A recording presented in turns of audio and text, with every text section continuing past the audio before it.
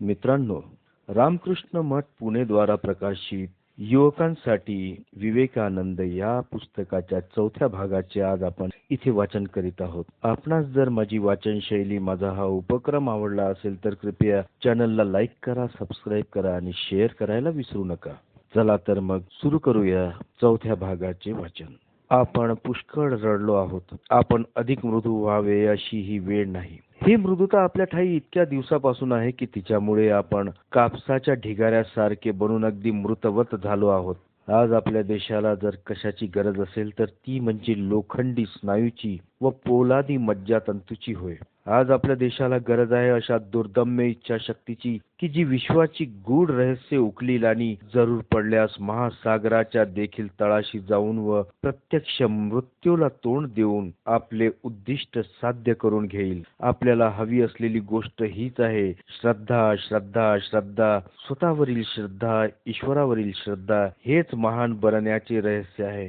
तुमच्या पुराणामधून वर्णिलेल्या 33 कोटी देवावर तुमची श्रद्धा असेल, तसेच परकीयांनी तुमच्यात वेळोवेळी प्रसूत केलेल्या सर्व देवतावरही तुमची श्रद्धा असेल, पण तुमची स्वतःवर श्रद्धा नसेल तर तुम्हाला मुक्ती लाभणे शक्य नाही. स्वतःवर विश्वास ठेवा व श्रद्धेच्या बळाने स्वतःच्या पायावर उभे राहा आणि शक्तिशाली व्हा. हेच आपल्याला आज हवे आहे. युरोपातील व अमेरिकेतील लोकांच्या हृदयात स्वतःवरील श्रद्धेतून उद्भवलेली प्रचंड शक्ती वसत आहे. आपण स्वतःवरील श्रद्धा गमावली आहे. उठा, जागे व्हा, कारण आपल्या देशाला अशा मोठ्या त्यागाची जरुरी आहे. तरुण लोकच ते करू शकतील. तरुण, उत्साही, शक्तिमान, सुदृढ, बुद्धिमान अशांचे हे कार्य आहे. मी जर फार मोठे कार्य केले असेल तर तुम्ही त्याहून कितीतरी अधिक करू शकाल. उठा, जागे व्हा. हे जग तुम्हाला आव्हान करीत आहे. तरुणांनो, उठा, हृदयातील उत्साह जागवून उठा. आपण गरीब आहोत. आपल्याला मित्र नाही असे समजू नका.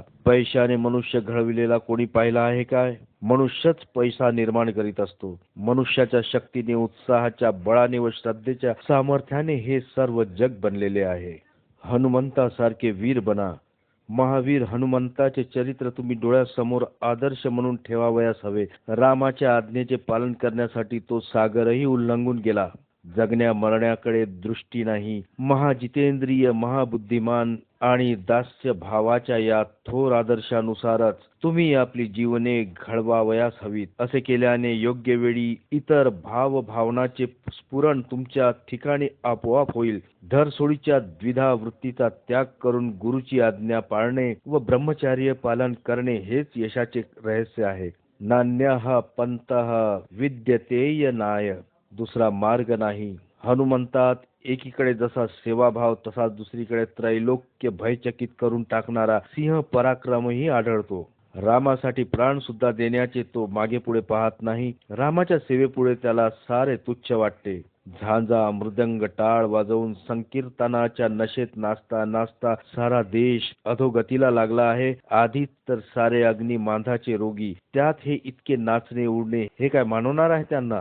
कामवासनेचा पूर्णपणे त्याग करूनच आचार वयाच्या उच्च साधनेची नक्कल करू जाऊन सारा देश अगदी तमोगुणात बुडून गेला आहे. प्रांतोप्रांती, गावोगावी, खेडोपाडी कुठेही जा, हे झांज मृदंग ऐकू येतील तुम्हाला.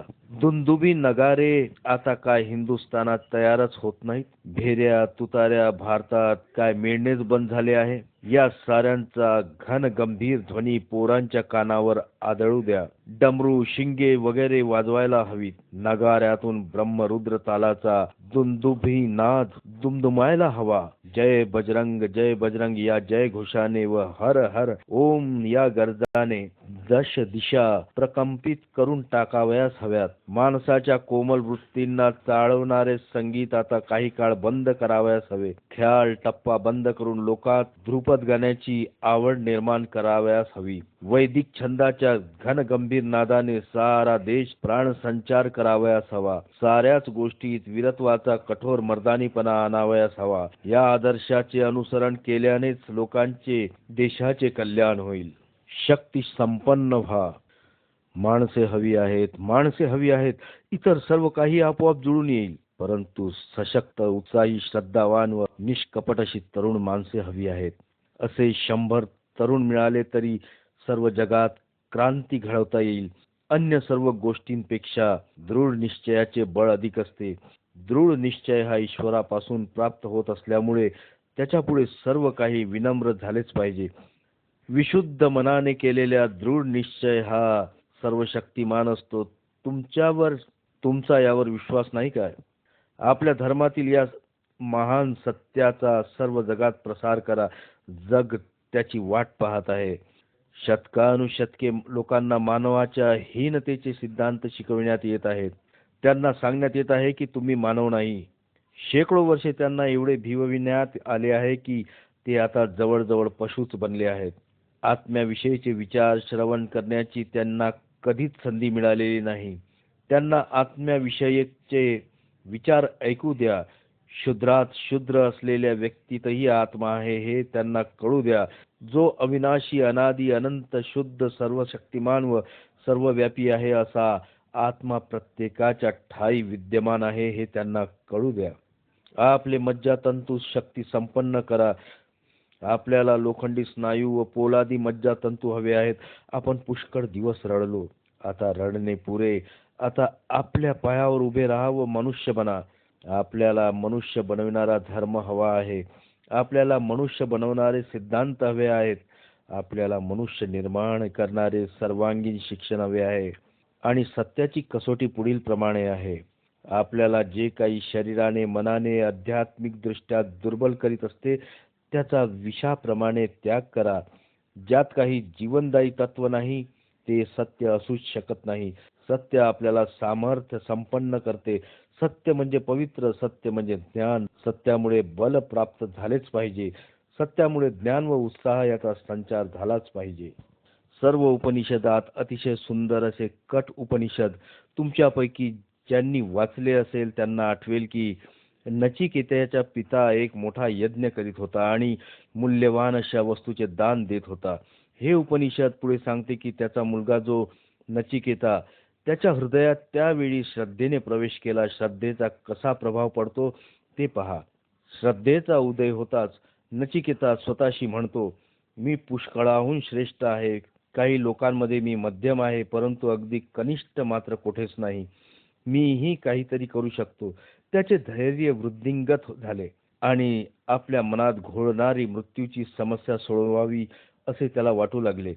त्याने आपले इस्पित कसे साध्य करून घेतले हे तुम्ही जाणताच. आपल्याला जर काही हवे असेल तर ते म्हणजे ही श्रद्धाच होय. दुर्दैवाने आज ती भारतातून प्राय लोप पावली आहे आणि म्हणूनच आपली अशी दुर्दशा झाली आहे. मनुष्यात जर काही फरक दिसत असेल तर या श्रद्धेमुळेच होय, दुसऱ्या कशामुळे नाही. एक जण थोर तर दुसरा सामान्य व दुर्बल असे कशामुळे होत असेल तर ते श्रद्धेमुळेच होय. ही श्रद्धा तुमच्यात निर्माण झाली पाहिजे. पाश्चिमात्य जातीत दिसून येणारे जे काही भौतिक सामर्थ्य आहे ते सर्व या श्रद्धेमुळेच होय. कारण त्यांची स्वतःच्या शरीरावर बळावर श्रद्धा आहे आणि तुम्हीही जर आपल्या आत्मबलावर श्रद्धा ठेवली तर तुम्ही कितीतरी अधिक कार्य करू शकाल. तुमची शास्त्रे व तुमचे ऋषी एकमुखाने ज्या आत्म्याची शिकवण देत आहेत त्या अनंत शक्ती संपन्न आत्म्यावर श्रद्धा ठेवा. ह्या आत्म्याचा कोणी नाश करू शकत नाही. ज्याच्या ठायी अनंत शक्ती वसत आहे ती केवळ जागृत करावयास हवी. म्हणून मला जे हवे आहे आणि आपणा सर्वांनाही जे हवे आहे ती गोष्ट म्हणजे श्रद्धा. हा आत्मविश्वास होय आणि तो प्राप्त करून घेण्याचे महान कार्य तुमच्या पुढे आहे. बलवान व्हा व ही श्रद्धा बाळगा आणि मग सर्व काही आपोआप घडून येईल. खरे देशभक्त बना. लोक देशभक्तीविषयी बोलत असतात. देशभक्तीवर माझा विश्वास आहे. तिच्या संबंधी माझाही एक आदर्श आहे. महान कार्य करावायचे असेल तर त्यासाठी 3 गोष्टी आवश्यक असतात. प्रथमतः हृदयाची तळमळ हवी.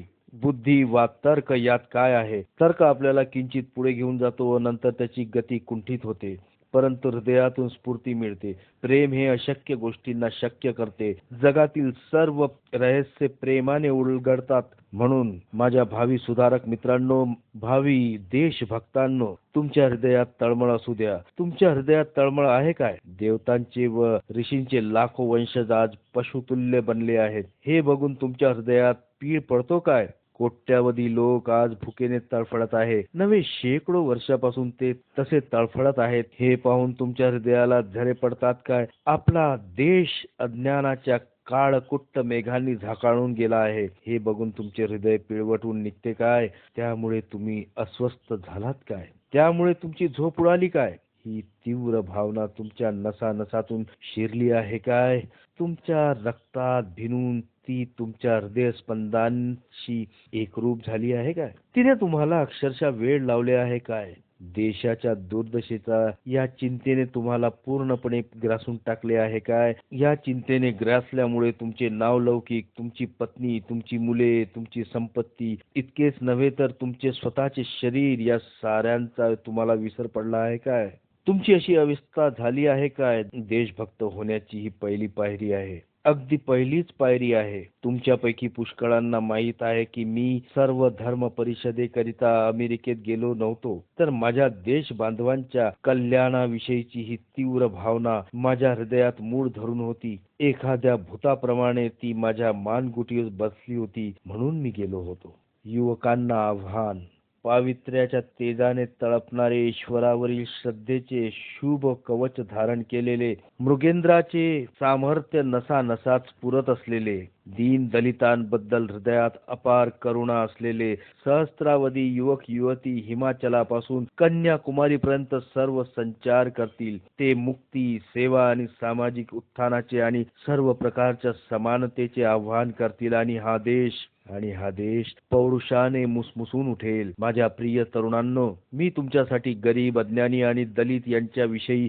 सहानुभूतीचा आणि त्यांच्या उन्नतीसाठी प्राणपणास लावून प्रयत्न करण्याचा वारसा ठेवून जात आहे. जा, याच क्षणी त्या पार्थसारथी श्रीकृष्णाच्या मंदिरात जा आणि गोकुळातील गरीब गोराख्यांचा तो परम मित्र होता. रामावतारात खालच्या जातीचा ग्रहकाला आलिंगन देण्यात त्याला मुळीच संकोच वाटला नाही. बुद्धावतारात त्याने सरदार मानकऱ्याचे निमंत्रण बाजूला करून एका वेश्येचे आमंत्रण स्वीकारले व तिचा उद्धार केला. त्या पार्थसारथी कृष्णाला, त्या परब्रह्माला भक्तिपूर्वक साष्टांग प्रणाम करा. त्याला शरण जा आणि जे गरीब आहेत, जे दीन आहेत, जे दुखी आहेत, त्यांच्यावर भगवंतांचे सर्वाहून अधिक प्रेम करा आणि त्यांच्या उद्धारासाठी ते निरनिराळ्या युगात अवतरत असतात. त्यांच्यासाठी आपले सर्वस्व अर्पण करा, आपल्या संपूर्ण जीवनाचे बलिदान करा. हे जे कोट्यावधी भारतवासी दिवसेंदिवस खाली जात आहे, त्यांना वर आणण्यासाठी, त्यांचा उद्धार करण्यासाठी आपले सारे जीवन अर्पण करण्याची तुम्ही प्रतिज्ञा करा. हे काही एका दिवसात होणारे काम नाही. शिवाय हा मार्ग भयंकर काट्याकुट्यांनी भरलेला आहे. परंतु ज्याने पार्थाचे सार्थ केले आहे तो आमचाही सारथी होईल हे आम्हाला ठाऊक आहे. त्याचे नामस्मरून, त्यांच्यावर निस्सीम विश्वास ठेवून शेकडो हजारो वर्षापासून साचत आलेल्या भारताच्या दुःखाच्या ढिगाला आग लावून द्या. तो भस्मसात होईलच होईल. तर मित्रांनो, आपण आजचे वाचन इथेच थांबवूया. भेटूया पुढील भागात.